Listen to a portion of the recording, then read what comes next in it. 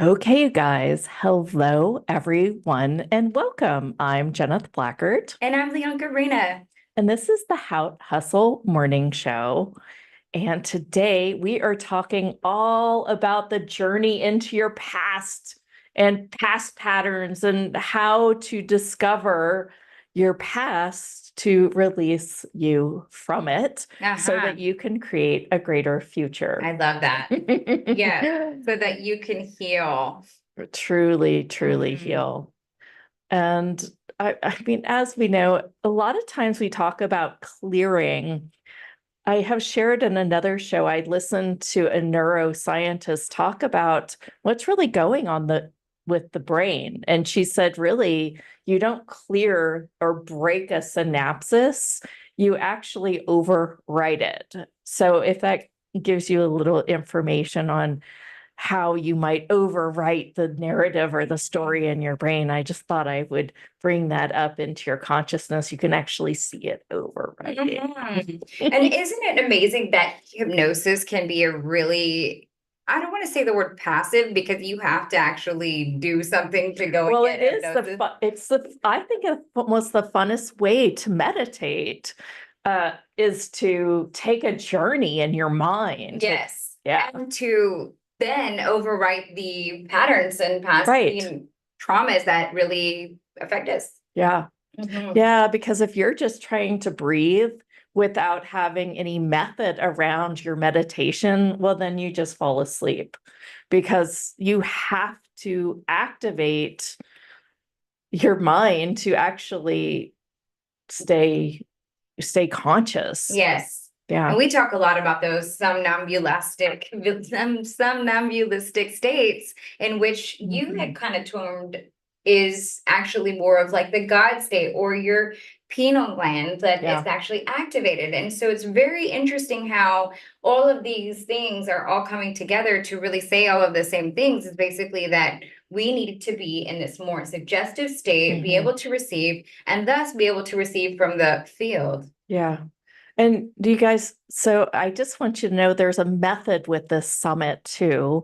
We really are just bringing you in to unlock your future self. I mean, you Mhm. saw the name of it, right? It is called Becoming the Energy of Your Future Self. Yes. So we have curated speakers to actually show, unlock, and unleash so that you can get to what we're calling the vision of alchemy, which we will introduce to you in October, which is our course on really just being this day in, day out. And when you go back to some of the noise from your past, you'll know exactly what to do to get out of it so that you can continue playing in this creative mode instead of in your doubt and sorrow and sadness and everything else And that there's of nothing, the human condition. yeah, there's nothing wrong with those things. Remember Oh what we no. learned yesterday from Hamna, basically,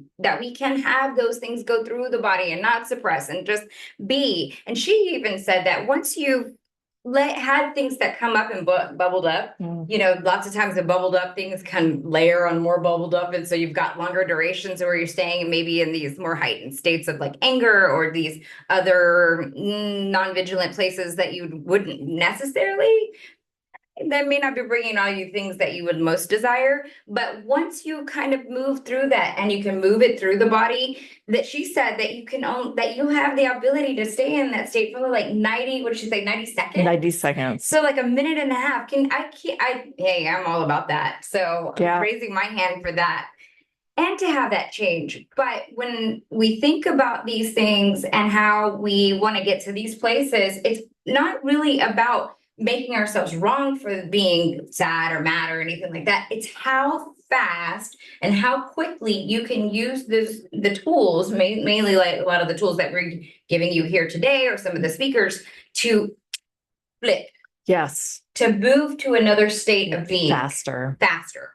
Doesn't mean you have to be good. And Yeah. I say good. Doesn't mean you have to be at that higher vibrate that you'd be like, oh my gosh, everything's great. But you can move. Yeah.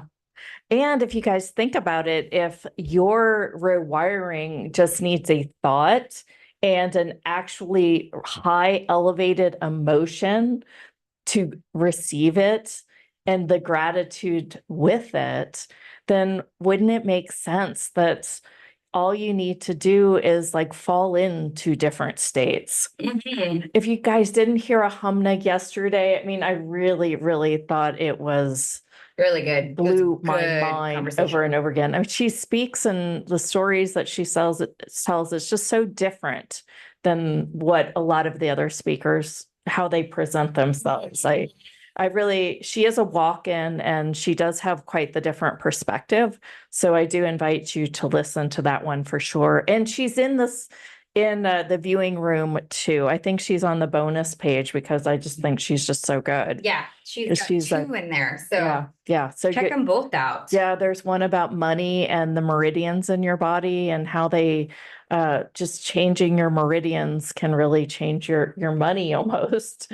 And the other one that we had yesterday, which is on the main stage. So that was great. And Macy was great too. I felt like I was not a great host for that because I came to it going, I don't use astrology, really. All I A know lot of is my people might. sign, and I love the moon.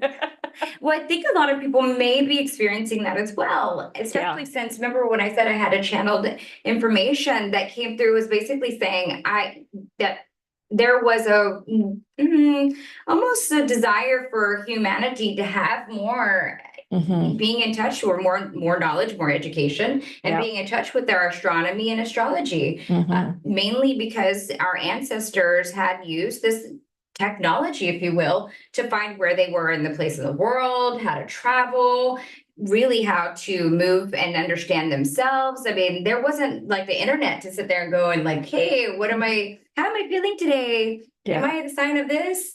No, I mean, really, they really sat there and were with the stars. And I believe that they received information through downloads Mhm. while they sat there and meditated on the stars. Can you imagine how clear that must feel? Yeah. No, I And know. how magical? Yeah, I mean, I feel that now that I've touched into these mystical experiences, it's almost that I could have a massage and get a mystical experience because Yes. I know how to follow the energy. And when they touch me, I can ask that parts of my body, what's going on there? Do you have anything to release? Ooh, Right? yes. And if you're doing it with the stars, I went to the beach one time and I just like laid back when it's like Love black. doing It's almost scary. It's so dark. And it was quite the cool experience. I should do that again. We But were yeah, it's really in cool. Oregon and we went to Canada. I can't even tell you the name of the exact place, but it's an Indian reservation. It was just this little hotel. And one of my favorite things to do there was because it was so bright and it was kind of like a little bit of a desert area of Oregon. And when you looked up in the sky and I would just lay there or just sit there like at the nighttime and everybody was quiet and I would just look at the sky. I swear I saw that whole sky moving, first of all. I was like, oh my gosh, those are the things that move at night. They I love do it. move at night. Oh my but light gosh. is moving. Yes, I know. Right? Yes. And some of those stars haven't reached us Yes. until they don't even show up until they've been like running to us for like 30 I know. light years. Yeah. Yeah. I mean, so yeah, but it does look like they move, doesn't it? Well, I'm I mean, pretty they sure do that I move. saw some UFOs up in there because it was amazing. But we're also looking at it with limited human eyes. yeah, true. Like, True. if you tap into the energetics of it, what do you really see? I mean, think about that, right? Because it's not about seeing with a human eye. It's really about What you're receiving. energetically being, knowing, and receiving with the essence of what you are. Oh, that is true. Ooh. That is true. We should all go out to the mountains tonight and sit in the black. Yes. Sit in the blackness. Yes, I love it so much. Fun. I think it's interesting when we think about, gosh, if we would get rid of like all five senses and literally operate from awareness, what how would life be so different? Because you'd be so far, removed from how this reality does things. And your past stories is Yeah. what we're talking about today. You wouldn't have those limitations that lock you in and collapse down your wave particles to create the atoms that you have. And you wouldn't have this reality in the way that you would have it now. It would be completely different because it wouldn't be going through your reality, through your perceptions. Through your 3D, Yeah. 3D feeling. Yes. Five senses. Well, that would be fun for us to play with today, you guys. I'm loving it. Yeah. Just that I was going to walk around in a state of make believe. Like, I'm just going to say pretend as. And if I'm really like something, this is so silly, but like, so pretend as. It's like activist, but it's pretend as. Pretend as. And so like, this is going to be the dumbest whatever, but we've been having like this really tough time keeping our pool, like not having troubles and whatnot. And I'm just going to start seeing our pool as like bright crystal blue. It is what it is. Just go over it and like molecules. I mean, we're not getting in there right now, but we're getting some work done in the back. And so all of that stuff keeps getting in there. And I'm just going to see it as its completed form. I'm going to see things as its completed form, very much like, I think it was one of the earlier speakers.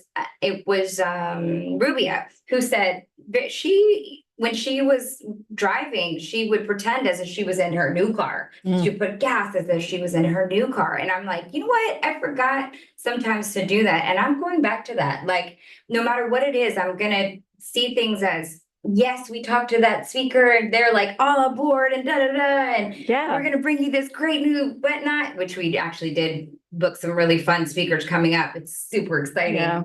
But I'm going to see all things that way. I'm just going to start doing that. No, I like it.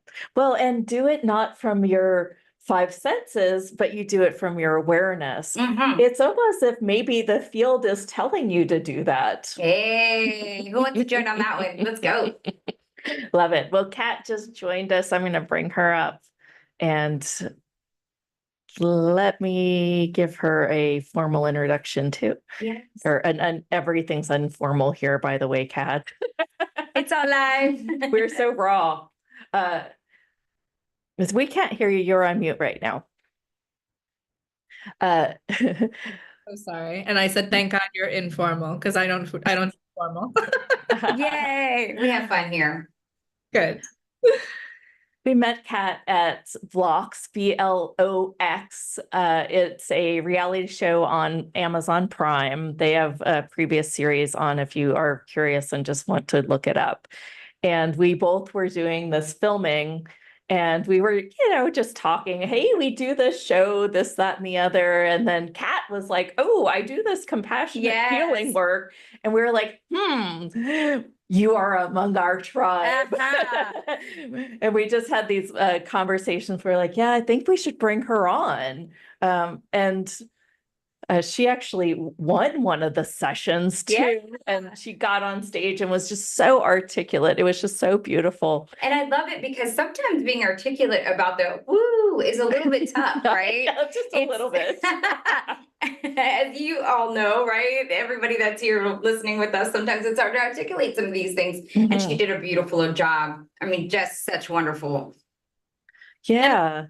My God, well, thank you. And I think that's one of my gifts really is demystifying spirituality for the average person. And that gift comes from the fact that I was an atheist for 18 years and I was a very dedicated atheist. And that came on the heels of a Catholic background. So perhaps, my story started where a lot of people's do in the Catholic Church or in the Christian religion. And I do want to clarify, thank you so much. Someone said, thank you for the win. You're so kind. I won one evening of 5. I got on stage, which means I won my group that day, which is it's awesome. Big honor, but I did not win the blocks. But wasn't it an amazing experience? To watch. It was an amazing experience. Misrepresent the situation, but that is so nice. And it was the perfect day actually for me to win, because that night on stage, I was challenged to talk through my funnel, which is if you're not an entrepreneur, it's the online way people come into your world, right? So that Yeah. they can learn from you, whether it's by free or, for free, or via paid means. And what I was able to articulate in that moment was my journey from, in 2017, I became suicidal. And that happened. I was 38 years old at the time. So I was Catholic until the age of 21 when my faith died with my father. So I was a very faithful Catholic, to the point where church really was a safe haven for me. I wasn't Interesting. forced to believe in God. I believed in God because my home life was so toxic and abusive and dysfunctional that church and school really became my two safe spaces. Mm.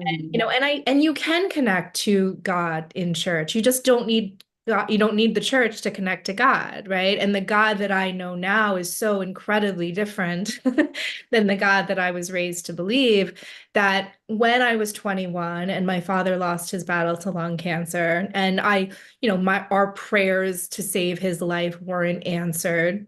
And then at that same time, some really disgusting truths came out about the Catholic Church. My faith essentially died with my father, and I became very scientifically minded because I was a physical therapy master's student. I became a physical therapist, and the entire time that I was an atheist, I was a physical therapist. And Mm-hmm. I even came out to my family, so to say. I first came out as atheist in my mid-20s, and then actually later had a gay relationship, but that has since ended. So I guess I came out twice in my life, but the first time was in regards to my atheism. And the argument I essentially made to my family, who were very horrified and praying to this day for my soul, even though they're far worse people than I am, is the fact that, like, I'm still a very good person. I wake up every single day and I try to make the world a better place than I found it. And, I do that through my physical therapy work. And anyone who knows a physical therapist knows how difficult the training is, and, how genuinely you have to want to help people. And, service to humanity is just in my blood, right? So, Yes. so I think my argument at the time was, if a God would judge me for being a good person because I don't enter a church every Sunday, then that's not a God I want to, believe in. And I just became way more of a believer in the ability of humanity to unite and do some good, right? I think at the time, secular humanist is the word that kind of fit me the most, because I did always have this innate sense that everything in my life happened for a reason, Mm-hmm. which was an odd stance for me to take as an atheist, because on the other hand, pretty much if you couldn't prove it to me with the scientific method, I didn't want to hear it. I was very closed-minded. Mm-hmm. Anything Mm-hmm. woo, as you said. Yeah. I love how you said, Uncle, you're so very closed-minded to the woo.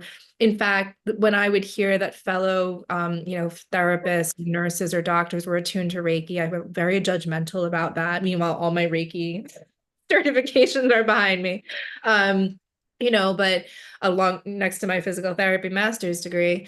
And, so I was very, very judgmental. And even the word God and angels, it kind of made me angry, honestly, and at the same time, I was slowly but surely dying of mental illness. And those two things were related, right? And the way I was coping with, it started out, I would say I've been depressed since about 6 years old. The depression and anxiety set in at about 6, when I had my first significant trauma and my grandfather passing away in our home. And for the next 30 years, really, I suffered with daily anxiety, so severe that, just waking up in the morning, it was like a 6 out of 10. So it takes almost nothing at that point to get you over the edge. And the way that the people in my life would describe that, oh, you're so easily frustrated, you're so I quick know. to anger. I know. I And think you froze for a second, so just give us a second and then pause. am I back? Hang on, Kat. Oh no. We know you're. Okay. We We hear can you. hear you. Yeah. back? And you're looking up to the sky, very lovely. So. Yeah, It it good. doesn't look Paula bad said it didn't if you want to froze. continue. Okay. You might want to turn your video off and back on again for a second. Maybe that, yeah. Okay. Yes. Is that better? Hmm. Yes. But you're not back. You're just black. Yeah, now you've You're back in black. Oh and no. maybe So, turn. There you go. Okay, we're good. okay, good. Because it's interesting. The chat, people in the chat are saying it's not frozen on their end. So But- it's interesting. No, we lost our video. Okay. I see her. Back in black. Oh, no. Can you hear me? Should I leave and come back? Do you want to hang up and No, hang on. It's good. It's good. No, There you're you good go. now. you're Yeah. good? Yep. Okay. Oh, that's so funny because wired. It's not Maybe. frozen for everybody. So for those of you who can hear me. No, it's not for some reason. Okay, I'm gonna come back.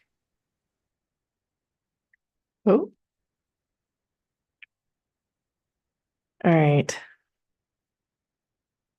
We too froze now. I think it's Zoom that's having the problem, honestly. Let's No glitches so over here. here. Interesting. So you're seeing us fine? All right. Well, we'll just wait for Kat to come back on and It's always when we get to the good parts, right? I know. I was just about ready to like jump into the whole atheist journey with her. Well, good. I'm glad no one is frozen over there. And Juicy must hear. There she is. Yeah. Hold on. No. Can So we back? Can you Yeah. Yeah. see? Yay. I'm telling you, I fuck up electronics it's the one really downside of having high vibrational energy. Yes. I've sorted out cash registers before. I mean, Yeah. one time I felt so powerful. I put my credit card into a machine at a like big like Kalahari water resort and the entire place lost power. No. And but it was so annoying. Like 15 minutes went by before I was able to actually freaking check in. But I did honestly, I was like, damn, I'm pretty powerful. You're like, I'm doing it. I'm doing it. I'm gonna put in my credit card. I'm electric, Dana. Exactly. You are electric. I love that so much. Who can Yeah, say that without saying boogie, woogie, woogie? You are not in my generation. It's electric. All right. 45. All right, back. Let's get back. Okay. So, and I'm holding my crystals and being okay. Yeah. You're holding it so the technology works, or Well, maybe they're the I know, problem. I actually been girl. holding these all the I time. know. I'm putting them I'm to the like, do you side. know where you are and who you're with today? Exactly. There's a lot of good energies around here. There's a high vibe room. Okay. Okay. All right. I think I miraculously remember where I was, which was Okay. I've been dealing with symptoms of depression and anxiety, honestly, since 6 years old. They became unmanaged, but I was always such a high achiever, like 4.0 through grad school high achiever and I had by all outward measures, I was successful. I always had a boyfriend, actually got married. I had 2 kids. I had the dog. I had the house. I had the, the physical therapy career. I had the accolades. I was a very good physical therapist. And, but on the inside, I was truly dying. And the start of that was motherhood. I had my oldest son 14 years ago, almost to the day. His birthday was last Friday. And Happy birthday. thank you. We spent the weekend in New York. It was so nice. Um, And but 14 years ago was when the illusion that my mental health was okay started to really dissolve, and not only from the daily crying episodes that they called postpartum depression. And then after my second son, specifically my second son's birth was traumatic. So it was a situation where I had gone in, my water had broken, they induced my labor. They put the epidural in, all was well for about 3 hours. And, I was slowly progressing. And then, all of a sudden I felt every pain I could feel, and they said the epidural had failed, and they tried unsuccessfully to get it back working. And then my son's heart rate was dropping, so in the middle, they're flipping me side to side, and they're telling me I might need to go to the OR. And like for about 45 minutes, I just didn't know if he was okay or if I was okay. And every strand of my hair hurt. I mean, I mean, it was just like I wasn't expecting to be fully feeling this labor in the way that I was. So it was very traumatic. And that trauma turned out to be the proverbial straw that broke the camel's back. Like I'd been traumatized since childhood. You know, the reality of my home life wasn't just that my grandfather was the first and my father was the last in a string of about 13 very, very close relationships that I lost, including people my own age, throughout my childhood. So I had a lot of death trauma. But I also, you know, my brother was a horrific bully to me, you know, just daily physical, psychological, emotional, and verbal abuse. He told me every single day of my life, no one cares what you have to say. And I believed it at a very core level. And then my mother was mentally ill, and that was untreated. And she would fly into these rages around her period that were just terrifying. And she was just kind of cold and distant otherwise. And my dad, while very loving and affectionate towards me, was a really bad bully to my brother, which of course emboldened his own bullying toward me. But he was very anxious from his own abusive childhood. So he would, you know, it was just a very low vibrational household, to say the least, right? And then, you know, as my children got older and became toddlers and started doing what toddlers do, my anger would become so intense, it would mirror my own mother's. And it took that for me to really say, what the fuck am I doing? I'm not going to pass this trauma on to the next generation. And that's when I started a 9-year, very earnest search for the answer in the traditional mental health care system. And I absolutely failed to find it because all I was told was that I needed to talk about my problems every single week. I need to take these medications. Oh no, and then these medications. Oh no, and then these medications. Oh no, and then these medications.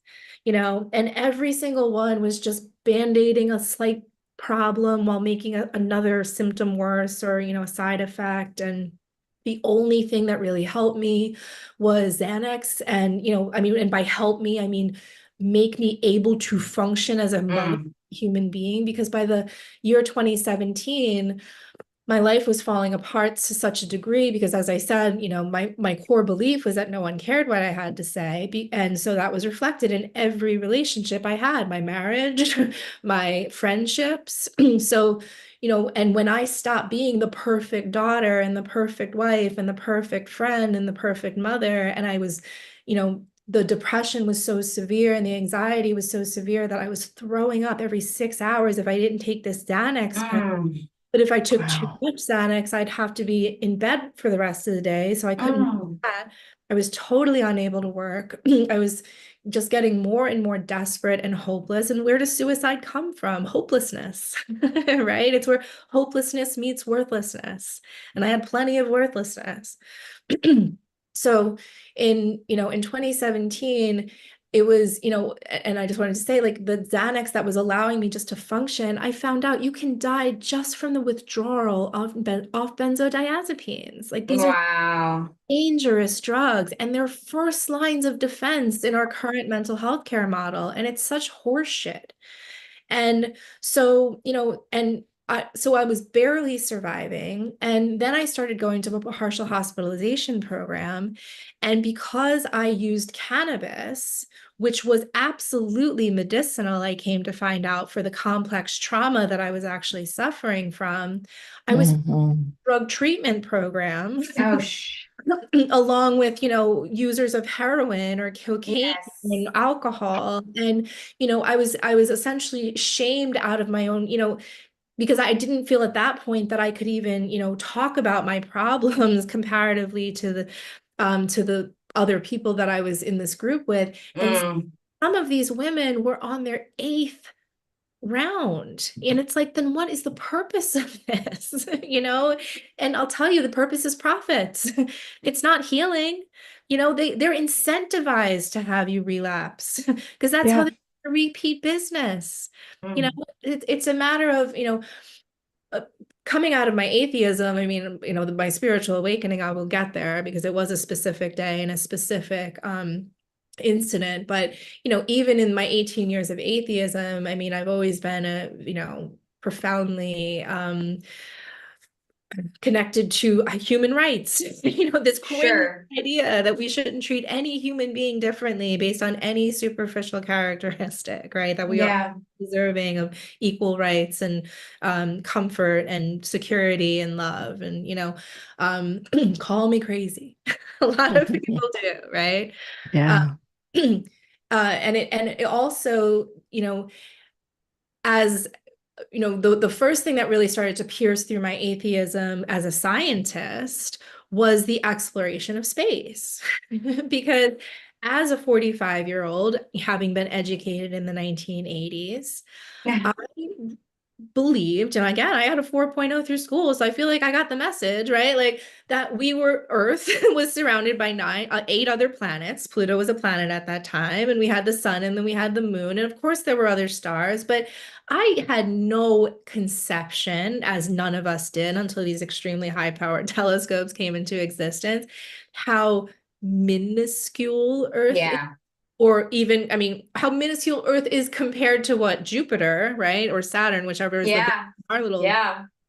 but like Earth is it's a pin, you know, it's the pin of a pencil eraser compared to the largest known stars, right? Yes. You know, almost It's 1 million Earths fit in our sun. Like it's even hard to conceptualize that, right? So it's like, Mhm. possibly be the only intelligent life. We're not even that intelligent. And we don't live long enough. Like not as a whole. Like it's George, what was it, George Carlin? Think about the average Nope. think about how stupid the average person is, and now realize half of them are stupider than that. Ay, Mm. So, okay. So the first thing that happened really was me admitting out loud to my family, my friends, and my doctor that I was actually suicidal, right? That Uh-huh.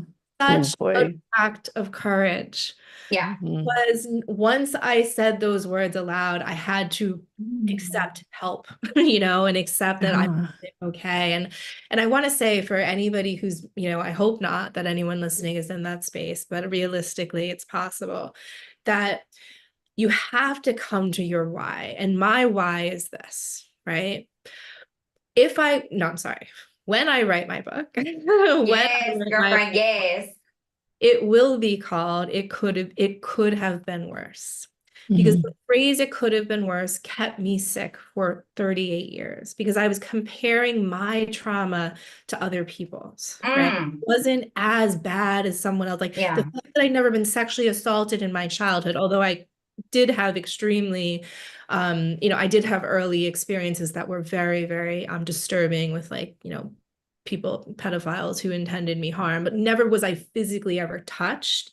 I considered that, like, because the bar's in hell in regards to like safety, especially for women, right? It's like, oh, well, I was never raped or molested, and I apologize, trigger warning, you know, as a child, therefore I must have had it so easy, right? Like, so it was the comparing of myself. And even my former partner, you know, she's a human trafficking survivor.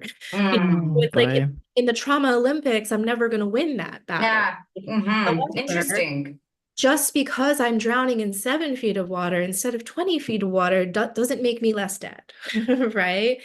And so and here's where it became a double-edged sword in my own life, because I was suffering horribly at that point, to the point where I didn't want to die, but it's like I just didn't understand how I could possibly live another day, and the amount of pain that I was in, because the pain is so physical and emotional and spiritual. I mean, it's just the deepest, darkest hole, and it's like you feel like every claw up, you just get dirt, you know?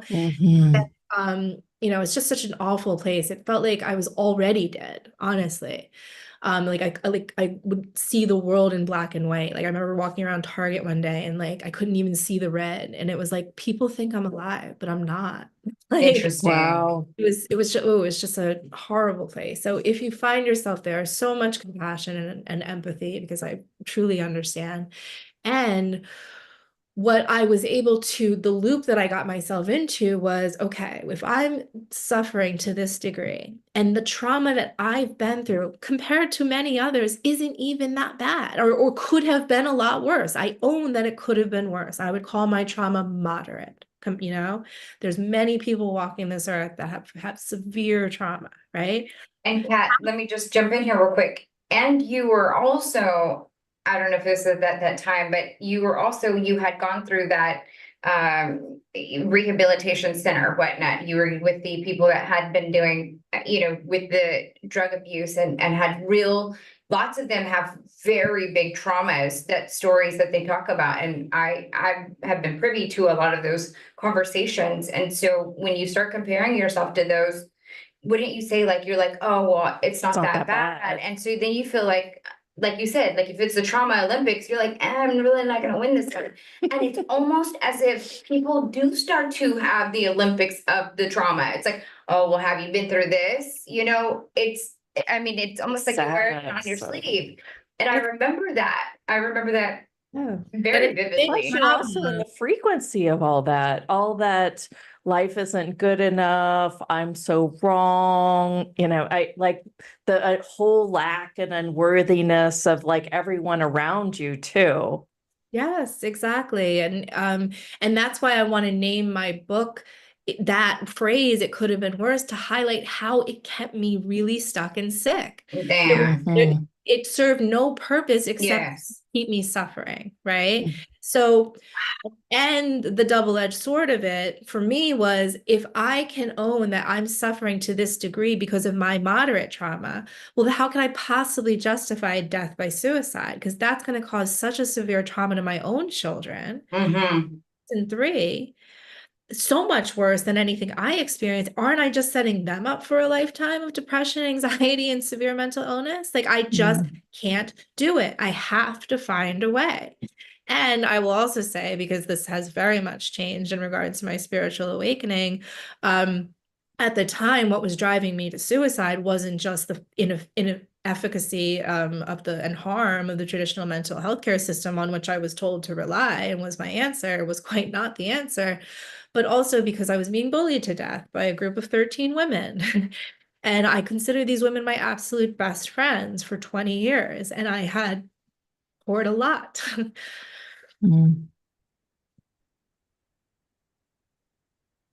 Into those relationships. So it was so painful.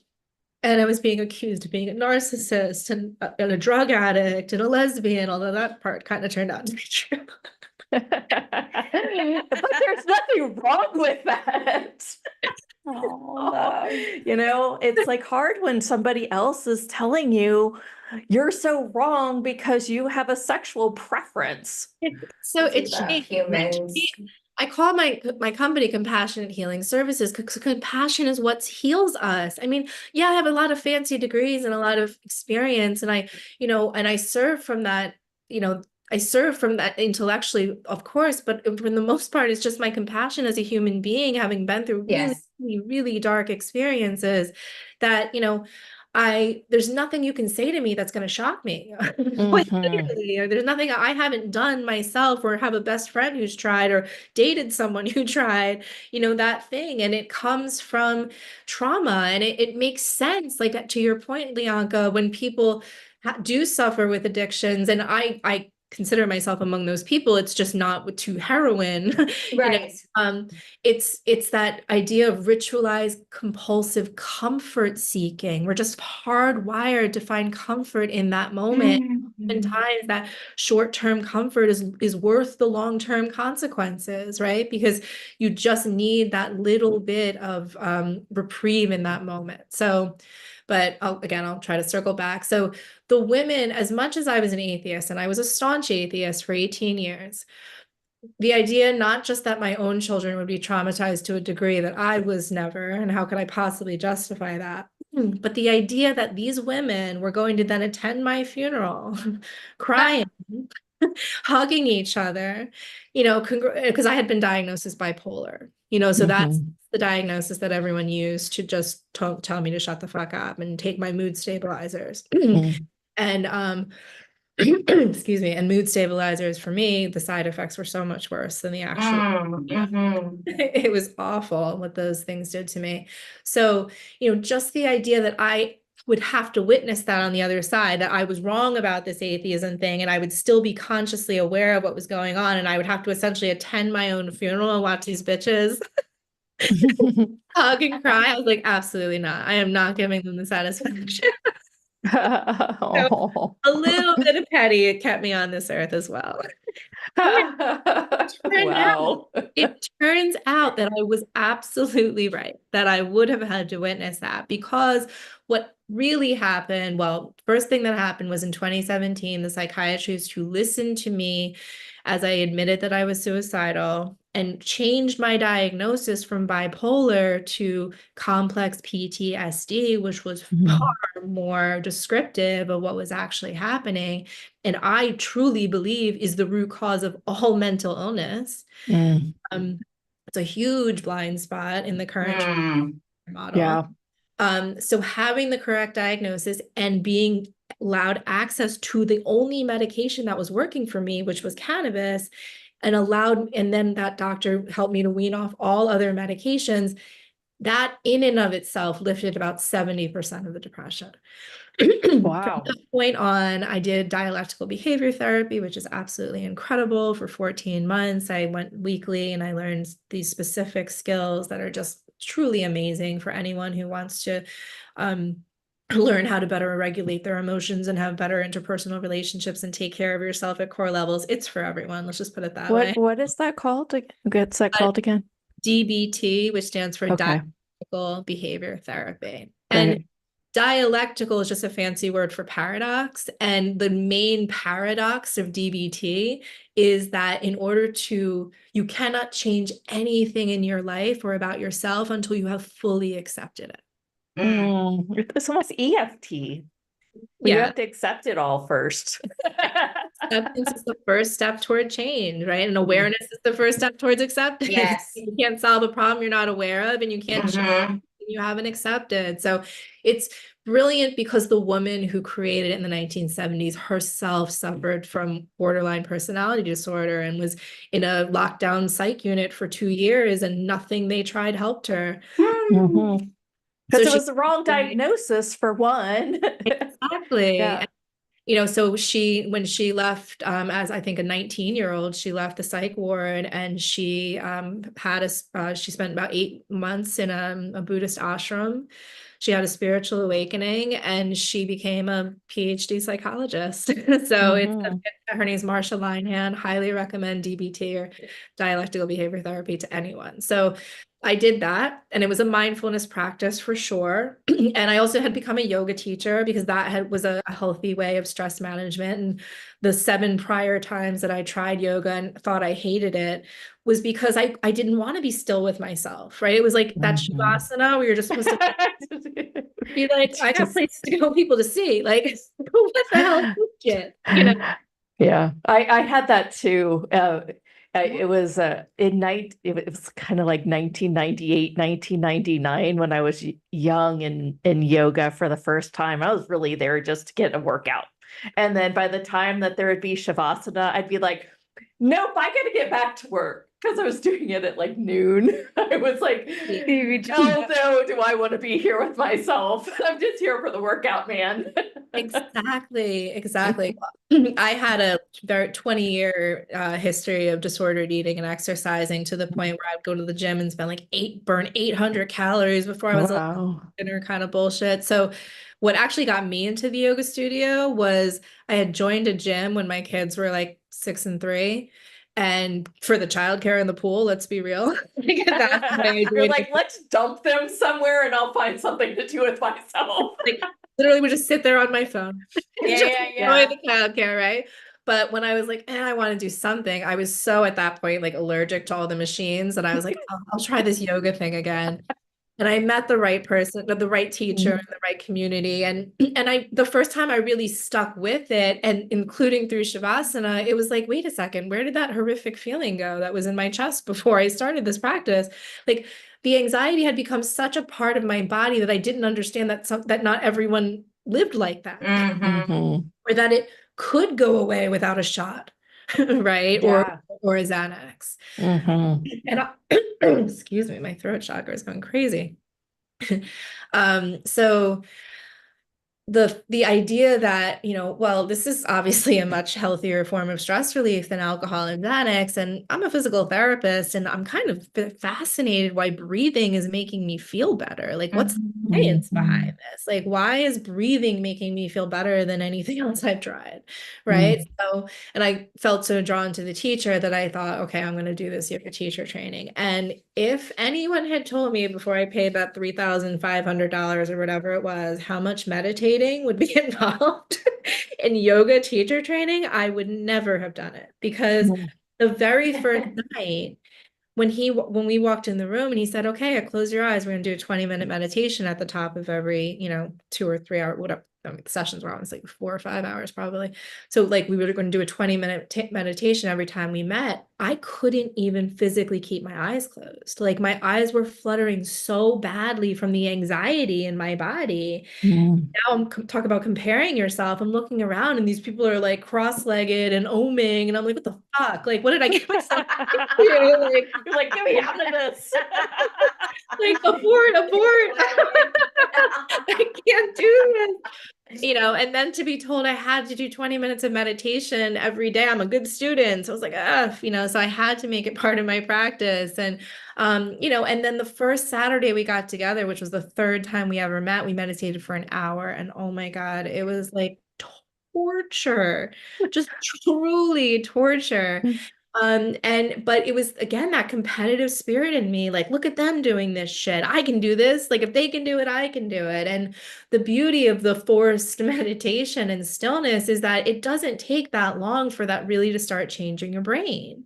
Or you flex that muscle of meditation. And for anyone listening who's frustrated with their meditation practice, please understand that it's in the losing of your attention and the bringing it back that actually strengthens your meditation practice. A distracted meditation is a great meditation, because the more practice you get to bringing yourself back to that present moment and back to that breath, it's like flexing your bicep, right? And Yeah. in that skill. So the more that I got frustrated and stuck with it and wanted so badly to give up, and I just didn't allow myself, the easier it became. And to the end of, like, by the end of the 200 hours, we did a 3-hour meditation. I think we should Wow. 5-minute break. And you're like playing in the stars and you're loving the I whole was thing. still in hell, but Oh, you were? Okay. It reminds me, oh gosh, there's a Beavis and Butthead reboot or whatever. And the very first, like, one of the first episodes was like Beavis and Butthead sitting trying to do meditation, and they're like, like, oh, this is lame. How long am I gonna sit here? I've only been there for like a minute. And I'm like, oh my God, this is so funny. I've been here like a minute. And then they actually do reach like the awakening because they don't have anything in their mind. It was hysterical, and I loved how it made fun of spirituality so much. But it is, I felt like Bill Beavis in my head sometimes sitting down like, oh my gosh. See, and I'm like, I can't wait to do it because I know what's on the other side of it now. No. So, yeah. Yeah. I mean, you've got to think. So if I was that resistant in 1999, I think was probably the last year of my insane resistance. Because then I had a teacher that said, nope, you can't leave. If you want to be in my class, I'm asking you to stay. That was literally what had to happen for me to be with myself during Shavasana. Right. And then that's where I, started to be able to tap in. But it's cool that you've gone there too. It's funny. Yes. Honestly, for me, and I hope this helps anyone who relates that listens, it's just about like allowing myself not to have to sit unsupported with my feet crossed, my legs crossed, because that's you have just to be comfortable a position for me. And it makes I have to feel comfortable in my body. So whether that's sitting in a chair with my back against the wall or laying when I meditate, Mhm. I know I won't fall asleep, just giving myself that grace, because it really is about, we should feel excited to do it, because on the other side of that is that, high vibrational clarity, right, that you're looking for. And then in Mhm. that mental space, and the download of your intuition about what's for you that day, right? Yeah, yeah, Mhm. yeah, the So, whole yes. So, way. yeah. So forced meditation. I was once forced, literally, like they would not let me leave into Bless those master. I know. I'm like Bless thinking those we've got more in instructors. common than we know. Yeah. I'm so happy for this.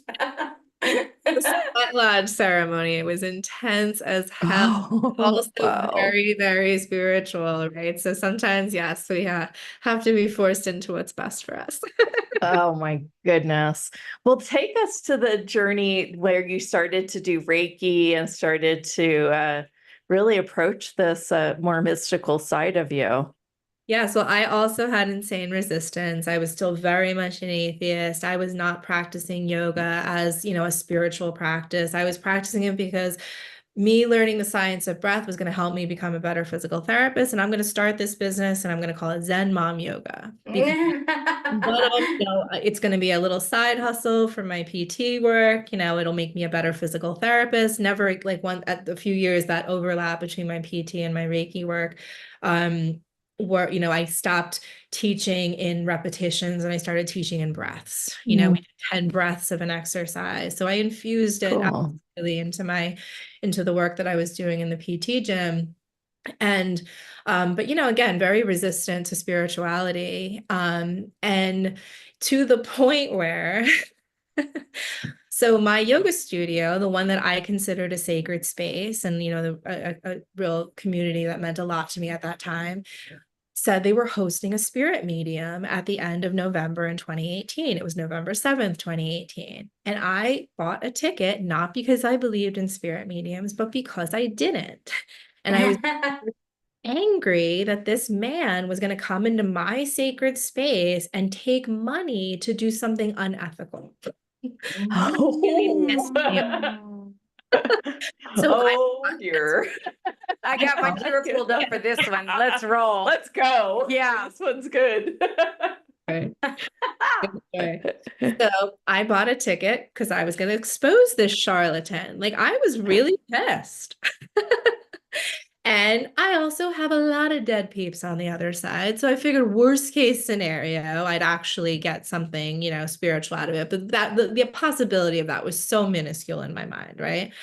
So I walk in, and the first thing that I noticed was how disarmingly cute he was, right? Like, he didn't look evil. He was like 32, Dang it. very cute, Very charming. This is like a Tyler Henry something. very Tyler Henry, right? I just can't not like him, like. So I'm looking at this guy like, I don't know, he doesn't look evil, and then we shake hands. And the moment we shake hands, he goes, "Oh my God, do you do Reiki?" And I said, "No, I'm a physical therapist and a yoga teacher." He goes, "No, you're a healer like I am. You could do what I do." Mm. And I said, "Okay." And the yoga manager was standing next to him and I knew her well. I said, "Did he say that to all the girls?" Because I was Right. the last time. And she said, "No, he didn't say that to anybody else." And I said, "Okay." So I walk in the room and I took the last place. It was thankfully set up like a yoga class because I needed it. And I took the last mat that was available, which was pretty close to the door. And his assistant, whose name was actually Alexa, came in the room and she said, "Mitch is going to pray to the angels and he'll be into channel for you all." And I am looking around this circle of people, like trying to like make eye contact because I'm rolling my eyes. I can't believe that anyone's buying this, right? Like, so, and they're all like looking with anticipation. And he opens the doors and it was as though the crown of my head disappeared. And shower of energy so intense started flooding in through my crown chakra that I started crying and sweating and deep breathing. I'm using like all of my yoga breathing tricks just to like endure it. I'm in I had to go into like fetal position and child's pose. Like I was really, really feeling like the intensity was unbelievable. And then he comes close to me and I'm sweating bullets. And he walks further away from me and I'm shivering to the point where I'm like wrapping myself in blankets. Mm. And I could feel that we were on the same vibrational frequency, but I didn't even have the words for that. Like that meant Mm. nothing to me. Like my first yoga studio that ever hired me, their mantra or whatever was vibe higher. And I'm like, what the fuck does that mean? You know, like, Yeah. that just didn't mean anything to my science-minded brain, Yeah. So but I could feel it, and then he sits at the front of the circle and he says this really relatable story about his own severe drug addiction and how he was homeless and, was really going through it until two mediums came into his path and were like, you're really special. You're going to have an awakening, stick with it. And he had a really, he had a profound spiritual awakening while reading a Tony Robbins book that he had been drawn to. He said like he was instantly, like he read a word and then he was instantly transported to another place. And among him, surrounding him were all of his angels. He said some dressed casually, some dressed, like some with the wings, like you would expect. And they all were able to communicate telepathically. And he just understood what his role here on Earth was. And it was just very instantaneous. And he came back into that moment. He told his parents downstairs what had just happened. They didn't understand it, but they also, having been where he was, they were just so happy that he was alive and safe and sober at that point that, Mm. they supported him in pursuing it. And he is truly as talented as Tyler Henry. So then Mhm. Nice. then he gets up and he just starts individually channeling for all of us. And the specifics that he was giving for other people were so detailed that they were bursting into tears. Like one example was, your dad is thanking you for keeping his coach's whistle right at your desk, on his picture. And the guy's like, that's exactly where it is. Like, and Uh-huh. and another couple, he said, your dad's showing me like his picture on a um on a something above your bar with like two glasses that are cheersing, and they're like, yeah, that's exactly where it is. Like, so, and then he stands in front of me and for the next 10 minutes he just gives me absolutely no doubt that I'm talking to my dad. and Nice. and my grandfather, and it had been 18 years at that point since Mm. my dad had left Earth, and 10 years more for my grandpa, and it was just so obviously them, and they knew details of my life up to that week. And it was my true spiritual awakening, in that I left that room with absolutely no fucking doubt that I was very wrong. This Yeah, in that case, it's a good time, good right. positive wrongness. And even if I didn't believe in myself, well, first of all, really started to remember, oh yeah, my first psychic experience, I was 6 years old. Like Mm. at 6 years old, I correctly predicted that my brother was about to be severely injured. And when it happened, no one ever mentioned it again because it was Mhm. 86 and we were a Catholic family, and that's weird, right? Yeah. So starting to not just, to really awaken to my own gifts and like, shit, maybe there is something to this, that, maybe this bipolar disorder that they've been diagnosing me with is actually my ability to feel energy incredibly intensely.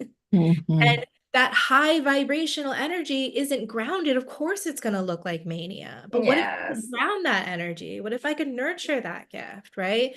And he believed in me. That was the first thing he said to me, was that he believed in me and he believed that I could do what he did. And he was so talented that I believed in him, Yeah. and belief in me caught me through. And I essentially just started taking it as seriously as I had my physical therapy training. And Nice. first thing was I got attuned to Reiki 1 and then eventually to Reiki Master of Masters. And it became so magical in my ability to facilitate healing in my physical therapy clients. I mean, like the things, I was a very good physical therapist. I always got better results than the average bear. But I mean, my results became literally inexplicable. you know, like beyond what I knew, which is that I had been attuned to Reiki, right? And about 3 years overlap of, of realizing, and I'm talking results like there was one specific stroke patient, elderly woman. I was looking at her chart. She was like 3 or 4 weeks post. So, she really should have, if she was going to get back to walking on a regular basis, you would typically expect to see those changes already. And she had not walked more than 15 feet with a walker in those 3 or 4 weeks. She got up with me and took 150 feet walk 3 times with just a cane for support. And everyone's like, "Oh, you're such a good physical therapist." And I'm like, this is not me. Physical therapy. Yeah. This is the energy, right? I Like, love it. and then the one that really felt most miraculous was this was not my patient, because at the time I was working part-time, like 2 days a week. I'd go into the physical therapy gym and just see whomever they put on my schedule. So I didn't have any regular clients. And I was working with somebody else when I saw this young man in a power wheelchair, drooling and very disabled, and his parents were there and crying next to him. And it took, when his physical therapist asked for help getting him up, standing at the parallel bars, I made sure that I was one of those helpers, because I just wanted hands on him. So I walk over, I put my hands on him. I know I'm giving him the Reiki as I'm doing the assist. And, he gets back in his chair. I leave for the day. I come back 1 week later. This man is walking on his own power around the gym with a shopping bag. He's being discharged the next day. They're just doing their last, making sure that he can operate in the world safely. And his therapist is like, "Oh, I think he was just on a lot of medications. And once they weaned him off the medications, they're always looking for those explanations." Justifications. Yeah. In the science world. And, I just recognized how magical it was. And I just truly started to feel like I was doing myself and honestly my clients a disservice by putting my time and energy into physical therapy when we're not just these physical bodies. Especially as I started to understand that all illness, right? Dis-ease comes from dis-ease in the first in the energetic field, right? It's the traumas that occur the traumas that have happened to us, and traumas can be small t also, right? It doesn't have to be an overt act of violent abuse to be traumatic, right? One of the most probably the biggest example of that, if you're at all familiar with the Adverse Childhood Experiences Study, also known as the ACE study, and that is the ACE score that is really the basis for how you would determine if you yourself might have complex PTSD. But the original ACE questionnaire is 10 questions that cover anywhere from, overt sexual, physical, and abuse to not feeling loved or special in your home, or having a parent with mental illness, or one that was incarcerated. And on a show that I did with a partner in 2023 called Even We Know That, we had on a man named George Lee, who's has a fairly large social media following as the Conscious Lee. And he had recently announced an ADHD diagnosis. And I was so interested to get him on air because my partner Toya knew him very well. And he agreed to come on air to take the ACE score on air. Live, okay. Which was such a privilege. And he answered all 10 out of 10 questions with a yes. So this man had been through the worst traumas you could ever experience, right?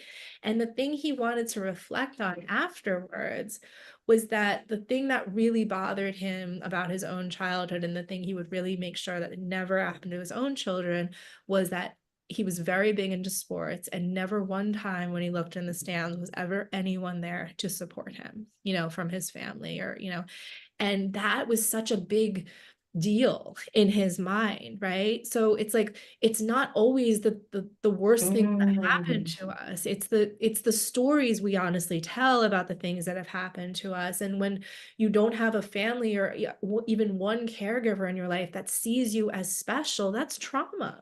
And that's a really expanded definition of trauma. And anything that starts to give us the message as our ego develops that we need to hide who we really are to be accepted, and to be loved and to belong, right? Because belonging is a need. Authenticity is a human need, but so is belonging in a group. Yes. Right? Yeah. Like, Yes. you're ostracized from your group because you're psychic or weird or what, whatever, too sensitive or whatever label they put on us as children. You do start to hide parts of yourself, and that, at the end of the day, it's those traumas that are unrecognized, much less much less healed, those emotional blockages that result from that. You can repress things, but they don't go anywhere, right? Mhm. The energetic blockages, that is the root cause of all disease. So only treating the physical body, as I was doing as a physical therapist and our medical system does, or only treating the mind, although the traditional mental health care system is certainly not doing that. Right. It's actually fucking up the mind Yeah. big time, is the reason that these problems like suicide and addiction and deaths of despair from alcoholism continue to get worse. Because we're not being honest about the real root cause. It's akin to, treating just the physical body or just the mind as if that's all we are. We're no more than a clump of flesh and an overthinking, overactive, fear-based mind, right? And that's what most people believe, right? That you are just those two things. Yeah. Is the reason there's so much disease and there's so much suffering and destruction. And until we get honest about the root causes of the problem, it's akin to calling the fire department and having them come and blow the smoke around, but never actually put out the fucking fire. Yeah. Mhm. Yeah. Like, don't make the air a little bit clearer for me over here. Put out the fire. Yeah. Yeah. Well, and I was over the weekend channeling, and one of the things that I really got was that people love doing that because they're addicted to the hormones of stress. Oh, yeah. Right? They love that bipolar stuff when they're addicted to the fight almost. It's like they're bored if they're not fighting with somebody or they're not trying to stir up something. It's Yeah. like just like the, dopamine that they get, and those other, high cortisol that they get from that. They actually love it, but they hate it at the same time. Right. Well, it's certainly not my quote, but it's, those people absolutely come from toxic, abusive households, right? Because Yeah, they don't know any different don't know almost. any different, right? And our nervous systems will literally choose a familiar hell over an unfamiliar heaven. Just because of what we're used to, right? Yeah. And that's the real difference between our ego and our intuition, right? Your ego is always going to try to keep you safe, air quotes, in your comfort zone because the unknown is scary, right? And to your point, Janet, when you grow up in a household where you're witness to and in very abusive or toxic, dysfunctional relationship dynamics, normality in a relationship can feel quite boring. Yeah, right? Right. Yeah. I said this yesterday. I said sometimes, I grew up where you almost created like, oh, does he love me? Maybe let's just piss him off and let me find out, right? And that was kind of the pattern that other people were showing. And you would see it in songs and music videos and in pop culture, like, let me just create this scenario where I find out if I'm loved, or let me cut myself so I can know if I'm alive, right? That kind of thing. Let me have pain so that I can feel again. And that was kind of the thought process and the pop culture of the time of how you create these things. And it's no wonder that there was so much addiction because nobody really knew what it was supposed to look like. I know I didn't at the time. Because as I said, I like to say I won school and that I got a 4.0, right? But I didn't learn what I really needed to know. Like when I had my children, I was watching Daniel Tiger's Neighborhood and Sesame Street with actual interest. Like, tell me about these emotions. Like I long for the day where emotional regulation skills and mindfulness practice and conflict resolution are taught starting in preschool. And they get just as much weight as the reading, writing, and arithmetic, right? Because they're even more important to our development and having a high quality of life, right? Like we're really taught in this country to survive, not thrive, right? There's that word again. Yeah. Yeah. It's supposedly selfish to pursue your pursuits and your desires, and I love that you brought up cutting, Lianka, because all of these seemingly maladaptive behaviors come because you were raised in that toxic environment, right? And the reason I knew cannabis was medicinal and not just something I was using to get high was because the very first time I used cannabis, well, I had used it a couple of times in college, but I was such a heavy drinker. Like that was very much my vice. I come from an Irish family. It was very normalized to just drink till you drop. Basically. Sure. Yeah. Same here. Right? Mexican family. And then you manage the hangover instead of the real stuff, right? Because the first time that I, outside of the couple times I tried it in college and I didn't like it because it just put me to sleep and like ended the party. Well, by the time I was dying of, mental health issues in my 30s, and my now ex-husband was given cannabis by a boss, believe it or not, who was just like, you need to chill the fuck out, dude. I ain't gonna test you. You can use this cannabis. So the first time I used it with him, I ran up to my room, I grabbed a journal, and I wrote, the reason I drink too much and eat too much is to physicalize the emotional pain. Because if I'm feeling the pain of a hangover or the pain of a stomach that's distended and now I have to work out in order to, that distracts me from the real problem. And it also makes more sense to me because I was so emotionally unintelligent and so deep in mental illness, and really believing the lies of my mind that it took me being able to feel it in a way that made sense to me in order to even process it. And like cutting, for instance, like you said, Lianka, it's a lot of times it's not just to remind yourself a lot you're alive and to feel. I didn't suffer, but my sister did, and I knew a lot of people that did, so I understood where they were coming from. Exactly. You see what I'm saying? But you were going to say that it's not about feeling that you're alive, but it's really for what? It creates a manageable crisis. Okay. Kind of like in the way where, oh, now I have to manage this hangover, or now I have to go work out in the gym to manage this overeating. Well, now I have to take care of this wound, right? And it makes sense. It's something your eyes can see and you can physically process, right?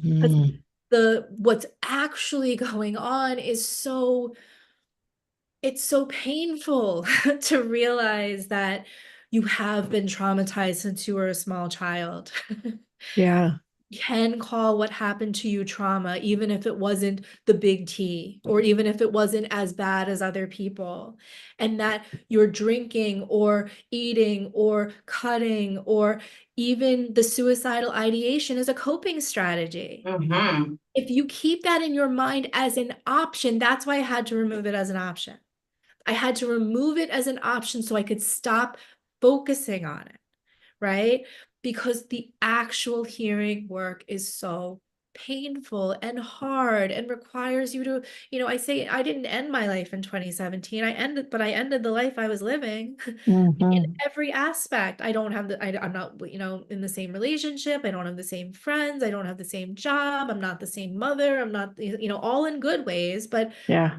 Not if you asked. I don't have any relationship with my family since my mother passed last year. I have no intention of ever reconnecting with them, and these have all been very positive changes, but talk about a lonely road. Yeah. Talk about a road that required endless amounts of money and privilege, layers upon layers of privilege. It makes me sick to think that I wouldn't be here if I didn't have access to the financial means, because cannabis is so incredibly expensive. And unlike, they're not going to comp you that at the pharmacy, Yeah. And, It's not like, oh, we have a slight copay here. No, it's not a psychope at all. Yeah, and just the time privilege of being able to take 8 months off of work in 2018, and Mhm. the ability to physically be away from my family, to keep a roof over my own head and not have to live with family. I mean, these are privileges, and Yeah, it's fabulous though. it's why one of my big goals on this earth is to make suicide prevention and mental health resources as affordable and accessible as possible. Yeah. Bless you. Yeah. Wow. Wow. Wow. Wow. So you work primarily with breath work and Reiki, and I mean, what are your modalities to help people these days? I wear so many hats. Evidential medium as well, right? What's that? The evidential medium as well. Yes, I do want to talk about that. So that's really cool. And I guess I'll brag on myself a little bit. Yay, let's do So it. We do have a little bit of a time. Yeah, we need another call for this Yeah. for you, I think. Because we definitely want to give people the opportunity to work with you too. So, and we didn't even take callers, so we'll definitely have to have you back on the show. Yeah. It's a great thing, but let's dive into that for a little bit. Anytime. I'll come on anytime. Okay, so the work that I do that's very unique. So I mean, I'm very unique in that obviously I have a vast amount of professional training. Through my Reiki work, I really started to own my abilities as a channel, right? So anytime I'm tuned into Reiki, I could, through the confirmation on the card, the exact words that I felt compelled to say were the exact words that were on the card. So I really started to own that I was a channel. But what happened in 2021 that was quite shocking was Spirit had started to show me outward signs. Like my guy, my parents are both on the other side. I have lots of dead peeps. So when I started really like playing with my father now and reestablishing that relationship on the other side, he started to show me like very concrete outward signs, specifically on license plates. And then I was a big fan of like Dateline and like those types of shows at the time, like those true crime stories. And I would notice that I would watch a Dateline episode and the particular spirit that I was watching had clearly been communicating me with that day, because once I learned their information, it was very easy for me to put those puzzle pieces together. And, so that was really interesting. And then in 2021, a lot of people remember the murder case of Gabby Petito and, by her fiance on a road trip. Yeah. And then he was found dead of suicide a month later. And I wasn't more interested in that case than any other case, but, it was just, everyone knew the details. It was, yes. Yeah. Yeah. So when the following day after Brian passed or was found dead, I started receiving very strong signs from Gabby Petito. It was really like stunning, because like the particular morning this happened, the body cam footage from that incident was in Moab, Utah. Well, I opened my office door and the license plate directly in front of my workplace says Moab, Utah, even though it was a New Jersey plate. And I took a photo of it. I sent it to my then partner. She said, "Oh my God." And then that was about it. And then a week later, I was told to look at the picture again. And the other plate in that frame, which was just that exact second I had to take it, contained Gabby's birthday and her star sign. It said 3/1, and she's 3/19, March 19th, and she was a Pisces, and it was PCY. And I was like, "Oh my God. All right, Gabby Petito." And I opened myself up to the signs and they started flooding in. And I asked her why. And she said it was because I was supposed to connect with her mother. And also because I was also heavily involved in the solution, right? To like, if we had conflict resolution, emotional regulation skills, and mindfulness practice starting in preschool, these types of cases would be far fewer in between, right? Yeah. We have to equip children before they become adults. So they're supportive essentially of the work that I'm doing. And I was meant to connect with her mother, and I did exactly that. So she has been in my world, I'm so blessed to say, since March of 2023, or no, 2022. And she's a huge supporter of my work. And that is the mediumship style that I do I call it spiritual private investigation, because once I have the details of somebody that you want to call forward, and I meditate on their energy, they just flood me with signs. And then I can teach my clients the language of spirit, because like spirit doesn't speak in words, it speaks in, in the animals around us, and the things that we're listening to as we see specific numbers. And, numbers are a big part of it, their date of birth and their date of death and things of that nature. So that's a big part of the work that I do. The other work, I do offer one-on-one Reiki and intuitive guidance sessions, but both virtually and in person. I offer monthly workshops, which is what I want to talk about to your audience. Yeah, we have a whole package put together for you. If you for this audience. Yeah, let's pull yeah, that. let's go ahead and yeah, we'll pull it up, but keep going. Yeah, so the monthly workshops are actually the first one is going to be on October 9th. I am kicking them off. I have a full year of once monthly live workshops. They're 90 minutes in length. It includes a Q&A. So you get the topic. And the topics are very broad ranging, because my biggest offering, the way to work with me and really get the maximum value out of our time together is through my it's called Free Your Mind, Find Your Soul. It's my signature group coaching program. And my coaching program brings you through the 5 pillars of my process, which are: number 1, kindness, compassion, and community; number 2, meeting and reparenting your inner child; number 2 is identifying and healing complex trauma; number 3 is meeting and reparenting your inner child; number 4 is mastering mental and emotional health with mindfulness; and then pillar 5 is to awaken, integrate, and align with your higher self. So I take the 5 pillars of my process that I teach in my group coaching program, and I've come up with 12 workshops that are going to touch on different aspects of that process at a much more accessible price point, right? So whereas the group program is $8,500 for 6 months, and that includes many, many services. I'm so proud of what I have going on in there. But this is a way to work with me for a total of a year. So once monthly, we'll meet on the second Wednesday of the month. The first one is October 9th. I am in Eastern Standard Time, so it's 8 to 9:30 p.m. Eastern Standard Time. It includes a Q&A. The replay will be emailed. Normally, to everybody else, these workshops are $47 a piece, which would typically give us to a value of $564 for the year. I am offering all 12 workshops to you guys for $297, and that includes something that you cannot get anywhere else, which is a 30-minute one-on-one session with me. That's at the top. Okay. I will It's right there. Yeah, I I will got either it. attune you to Reiki for the very first time, or I will reattune you to Reiki. And the last Reiki attunement I did, the woman said that her pain that she'd been having in her shoulder for 3 weeks went away instantly. Nice. Her son, who is neurodivergent, was having a very agitated day, and she did Reiki on him, and she said the mood in the shift in his mood was almost instantaneous. So it's very, very good Reiki, better than your. Remember, she's a good student. I'm a good That's student. right. That's And I'm right. funny, and I'm relatable, and we'll of course pull cards. Yay, that's important. So let me ask you this. So each of these 12 modules, those are live.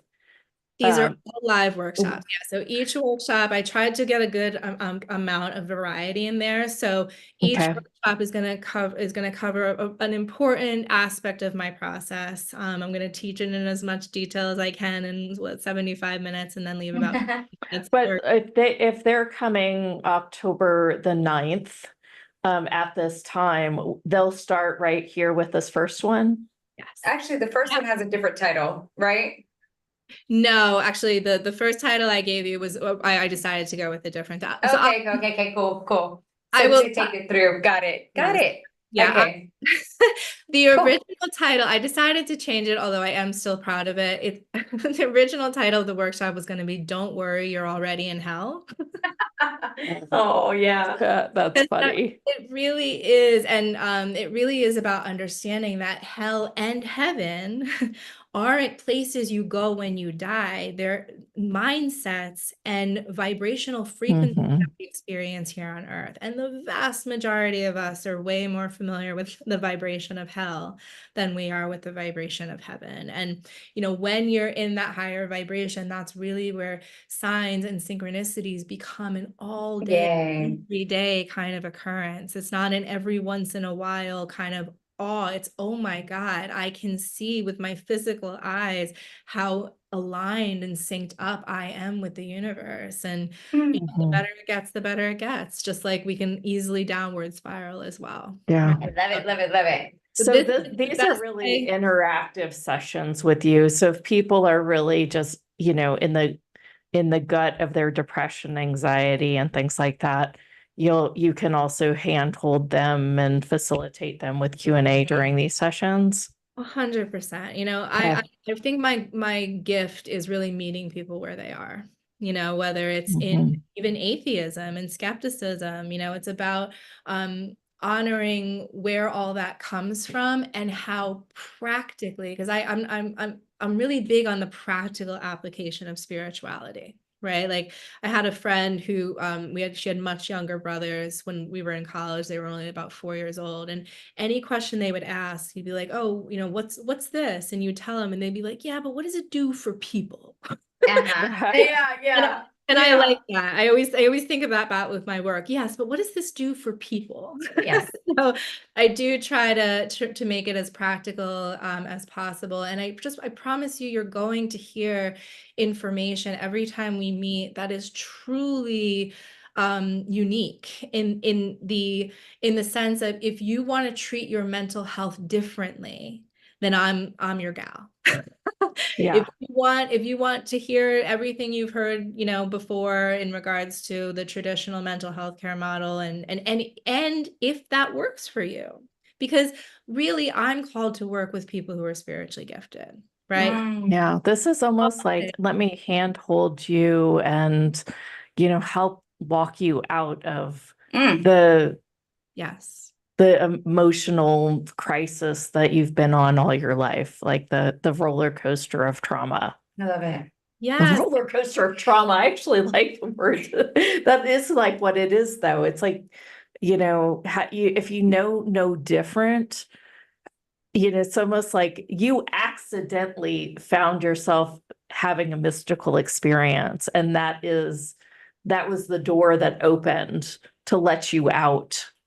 And if people don't have that mystical experience, now a lot of people on this line probably have had a mystical experience, but maybe they're still dealing with their day-to-day misery or boredom, which is a trauma of its own, I think.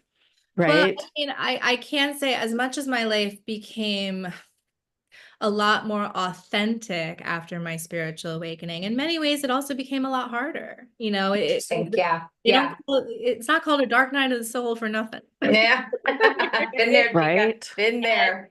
You know, I honestly don't know that I deserve the praise that I'm getting from this specific client, but I do have a client that I've been working with her for over a year now. And when we met, her business partner essentially just screwed her over and left her in a really bad place. And, you know, she was obviously having a lot of mental health issues related to that. And 1 year later, she's built her business solely backed by herself to over $1 million. Good. And she's really crediting our work together, you know, as what has helped her to maintain that vibration and understand that, you know, she can manifest that all again, and really, you know, take that higher spiritual mature perspective around, Yeah. you know, that we are creating our reality through our thoughts, and the only one that can ever heal us is ourselves. Mm. You know, we have to take responsibility for our own healing, because nobody else is going to do it. I wanted to say, that we also, I just wanted to make sure that people knew the value. I mean, just and I didn't mean to cut you off, but like the value here is that you get one-on-one with Kat for the Reiki session. You get the full year membership of all the workshops. I mean, just the one-on-one would be almost $200 in value of itself. And then you plus that with the $567 that it would be for a full year of membership. And then we also offer a 2-pay option. So if you just wanted to get started right away, let's get you booked in for that session with Kat, and let's get you booked in for the workshop. It's just the half of the $297 right now. And then you can make the next payment in 1 month. So it's an automatic payment plan. We do it for you, but wanted to make it super easy for people to just choose themselves, just choose to work with Kat. She's amazing. Well, and I mean, here's your way to get, it's almost like psychotherapy, and a community all in one. For a year. Yeah. Yeah, if you go to my Google reviews, you'll say the most recent one says a sheet that I described it as a therapy session on steroids, and then she completed. Hey. Yeah, that wouldn't surprise me about I them. also tap into my spiritual gifts, and I get you the exact messages that you need to hear to bring you to that level. And I just want to say for your audience, outside of this room does not exist a 30-minute Reiki session with me where you can be attuned by me. It doesn't exist. You typically, wow. Typically a Reiki attunement means you're in my full program. You know, this really is a special deal for you guys, because thank you so much, Kat. But you know, I knew that there was depth to story from those little dinner conversations, but I didn't know it was like this. Because we were supposed to have this conversation organically on air. That's right. It's so relatable. It's so relatable. I mean, I know that, you know, everyone has had some sort of trauma from their past. And I just, you know, it's almost like I want to say thank you for going through your pain and your determination to get here, right? Because there's no my arm, I have nevertheless she persisted. Yes. Thank you for everyone that gets to hear and experience that, and for healing, because as you heal the whole world. And that persistence. Wow. Yeah. Giving me the platform, and thank you for saying yes to the block so I could get into your world. Oh my gosh. I mean, it's just, you're just so perfect for this community because they are so, they're so ready for change. Yes, yes. And the more of us that are committed and not doubting, and we're just shining our bright lights unapologetically, you know, the shift is going to be rapid, because it's on a quantum level. It really is. So I would love to come back anytime. Yes. Yay. I hope we got you. Questions, and thank you. Great. Thank you. Thank you, Kat. Thank you, Kat. All right, goodbye to everyone watching. Bye. Don't everyone else leave, because Jonathan's going to be on it right just a here, minute just a couple minutes. And if you're looking, someone else leave. Thank you both. Thank you. Yeah. If you're looking for Kat's offer, it's going to be in the button, usually right around her picture, her lovely picture, and it says special offer, or it's in the description there with the YouTube descriptions. So just look for that link. Yeah.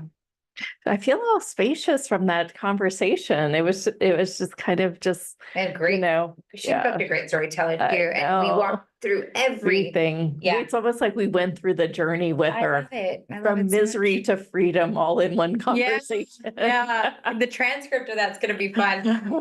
If you have any questions about how to work with Kat, how to get the link, just message us. It's team@howhustle.com. Yeah. And we still have an Instagram contest. There we go. And I am going to wrap it up this weekend. In fact, I'm just going to let y'all keep commenting, and then I'm just going to reach out to all of you guys and see what prize and gift you really want.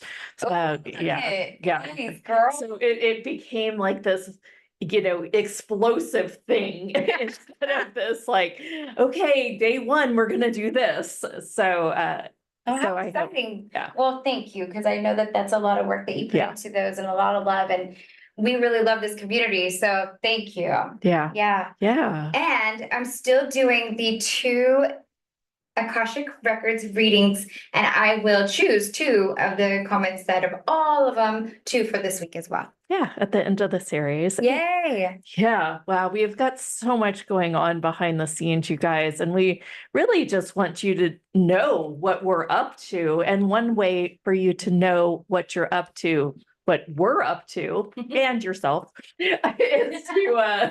is to watch on Instagram. All the announcements are always going to be on Instagram. I know we're kind of hitting a space where it's like so much email, right?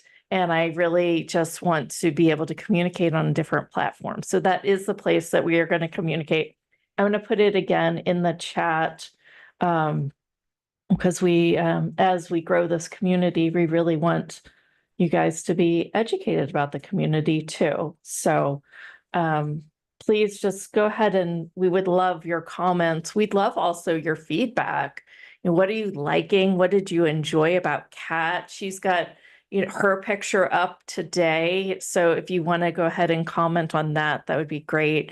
Sometimes I feel like with Instagram, you just don't know what to say. So if you just want to say, you know, I've had that was just such an amazing show. I can't wait to watch the replay or something like that. All those comments matter. We would really be grateful if you would support us that way, and support us with any comments on YouTube as well. We're really trying to just grow both of these platforms. So you don't have to go on Instagram if you're not on Instagram. So don't worry about that. Next up, we're having Jonathan Robinson, and he does hypnosis, and he does it specifically for past life regression. And we are hopefully going to have a little mini session with him so that we can explore, you know, the path and the process to get back there and actually change some of those past ickinesses from our past lives, from our past patterns, from our today patterns that are in our past. You know, what would it take to just, you know, keep moving forward always? I really feel like, you know, I get tired of saying, hey, we got to go back to the past to clear things, but we got to go back. We got to go back there and get them. We got to find out how we can unearth them and be free of them and pop those nucleated spheres that we talked about yesterday. All right, I'll let you chat for 5 minutes. Yeah. So how is everybody feeling? Let me know on the chat. We're super excited to have Jonathan join us in a little while. And this is one of my favorite conversations because if you haven't visited us before, I actually found a book it was Life Between Lives, and it's Michael Newton. And I could not devour the information faster. I was having my own spiritual awakening and painting and doing my own things around the house during COVID. And this was one of the ways that I guess I found a way to kind of distract myself from not wanting to, I guess, drink at the time, because I had just recently become sober, and I was really trying to feel into what I was experiencing with my newfound spiritual awakening. And I always say that the library guides just put me in touch with just all the right people, all the right pieces that continue to support my curiosity and for my own spiritual awakening and for how I help people today. So we're really excited to have Jonathan come on and talk about Life Between Lives. And so Jonathan's even explored some of the LBL, the practice as well. There's a really neat way for hypnosis and for past life regression. And the really interesting thing is how Michael Newton came about to even find this work. He had somebody in hypnosis, and that person was supposed to just basically, be in hypnosis for maybe they wanted to learn how to stop smoking cigarettes and stuff like that. But what happened is that this person actually found themselves in their current life and then went through past life and then went through their death. And then at that point, once they went through their death, they were immediately whisked into what we call life between lives. And this is where our soul goes in between lives, and where we integrate integrate the lessons and the information that we have from our previous life, and where we get our new set of blueprints for what we're going to do next. And so I learned how to, about Earth School. I learned about how our souls choose these journeys. I learned about how my parents, I chose them, and I have a really interesting background in how I grew up. And so it's going to be really interesting to learn from Jonathan how he views all of these different things too. So I'm really excited to talk about that with him. Yeah, in just a couple minutes. I'm really excited about this conversation. I really, I think that this is going to be quite different. This is just a quite different day. We up leveled, we timeline jumped overnight, man. Yes. I mean, if you're joining us for this series, for this summit, boy, I know you have been whisked into a whole new timeline. Yeah. You cannot not have that just by simple osmosis. Right. No, you can't. I mean, well, you kind of can. You And kind have of free do. will. Actually, you have free will. You don't have to do anything, right? You can just collapse yourself back. However, you are not the same person that you were yesterday and before you heard the information. And if you integrated anything, you change some genetic That's right. molecule. That's right. So you could try and go back.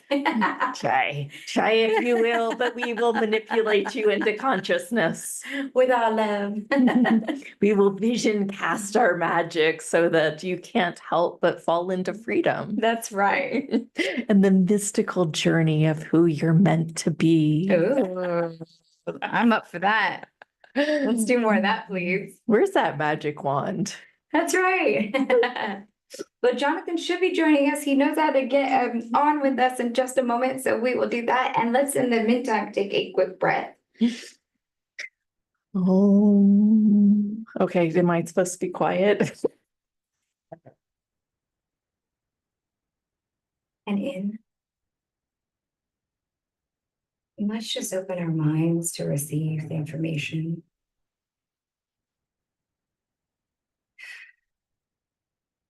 Letting go what is not for us, and letting in an expanded awareness and release. Thank you. Thank you. Wow. I feel spacious all over again.